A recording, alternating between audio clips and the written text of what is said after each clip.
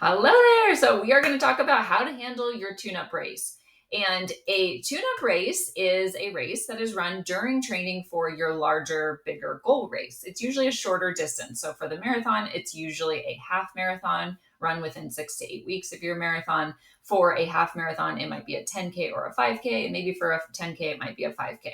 We're going to be particularly talking about the marathon and the half marathon during this presentation, but this kind of all applies. So there's two main goals for your tune-up race. The tune-up race is a great opportunity for you to practice your routines, your fueling, and your gear that you're going to use on your ultimate race day. This is a less pressure environment where you are going to just get to practice all of that and see what it is or what it's like, because in actual training, you are not getting to go through, you're not getting to do all of those things, right? It's a different scenario. So getting to actually physically drive to a race and be in the situation where you're around other runners, it's a really good opportunity for you to test all of that out.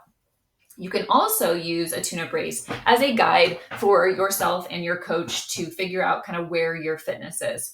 Don't put a lot of pressure on it, because a tune-up race is just one event and one piece of data. But we're going to talk a little bit more about which approach is going to be the best for you. And if I am working with you one-on-one, I will guide you and give you that advice.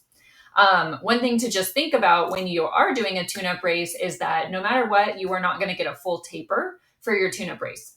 Meaning we are going to back off the intensity, or not the intensity, but the mileage a little bit in the depending 2 to 3 days leading up to your race. Maybe you have a cutback week, that full week, or maybe not. So just know that you're going to be running on tired legs. So don't put a ton, know that no matter whether you decide to practice your race as a practice race or as a fitness test, either way, this is not going to be as fast as you would if you were fully tapered and this was your goal race. Another thing to think about is that we are also not peaking you for this race.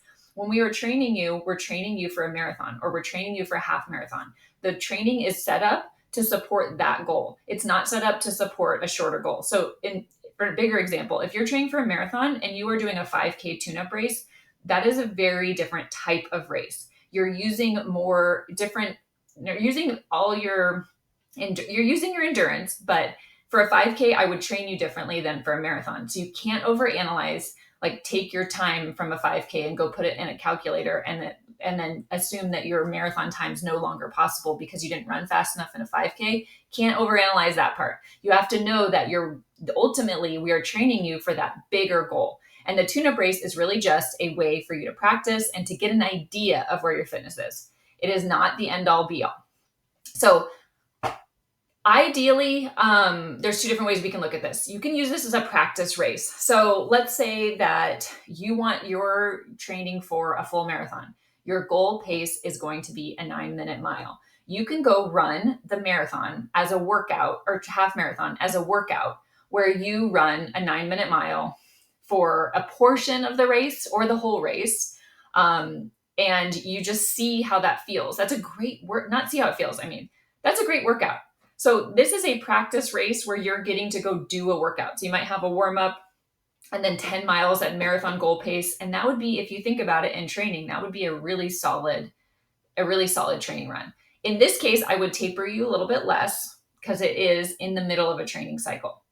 For a fitness test, this is the idea that if you have a goal pace or goal that you're planning to run in a marathon or in a half marathon, 6 to 8 weeks from now, let's just see where you're at in terms of that goal. Again, this is not the end all be all, but a fitness test is more, we're actually going to race this to our full capacity. With the practice only, that's going to be a hard workout, but you are not racing it the same way that you would if it was a full out race. In the fitness test, this is more like, I want to see what I'm capable of. And, if you've been making some serious gains in your training, it's exciting to see what are you capable of. So this is where you're testing your fitness. And again, knowing that the time on the clock is not going to be a measure of your full potential because you're not fully tapered, you're on legs, and we didn't train you specifically. So you need to decide, do I want to do practice only fitness tests? If you're not sure, you can ask me if we're working together one-on-one. Things to practice at that tune-up race is number one, fueling, fueling, fueling, especially if you're going, your main goal is a full marathon. And even if it isn't, if it's a half marathon, I still want you to practice fueling. So imagine that so one of the things I want you to do is I want you to do a 1 day carb load. If you're training for a full marathon and you're doing a half as your tune-up race, let's do a carb load on that Friday. So you're going to want to make sure that you know how many grams of carbs to go for. And this is a good practice. We want to be intentional with this, meaning that we are eating like 80% carbs on that day. So you're going to need to reduce a little bit of some of your protein intake and reduce your fat intake so that you're primarily eating carbs on that day before, because it is pretty hard to do a carb load on accident. It's impossible to do a carb load on accident. You really have to focus on it. So use that as a way to, eat a bagel have oatmeal for breakfast, have a bagel for snack, have a sandwich at lunch, like all of that, crackers for snack. Like you can have gummy candy, you can have juice, you can like the whole day, pasta for dinner. That whole Friday is like the carb load. You might not feel amazing, but you're also going to know how you feel, and it's going to be a good practice. You don't need to carb load for a half marathon normally. In my opinion, you want to increase carbs a little bit, but this is going to be a good practice for you. You want to practice like, what is that pre-race breakfast that you have? This is your ability to practice how you're fueling during the race. And remember, if you're planning to wear a hydration vest or carry a bottle or use the aid stations, you want to do the same thing at your tune-up race as you're going to do during your race, so you can practice that. So I'm actually going back and forth right now of whether I want to do my handheld so at my tune-up race this weekend, I'm planning to use the aid stations and see how that feels. If I ultimately decide, nope, I want to go back to my handheld, that's okay too, because I've raced with it many times.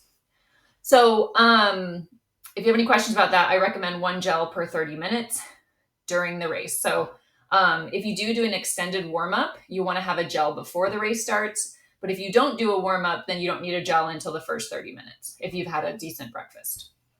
Pacing.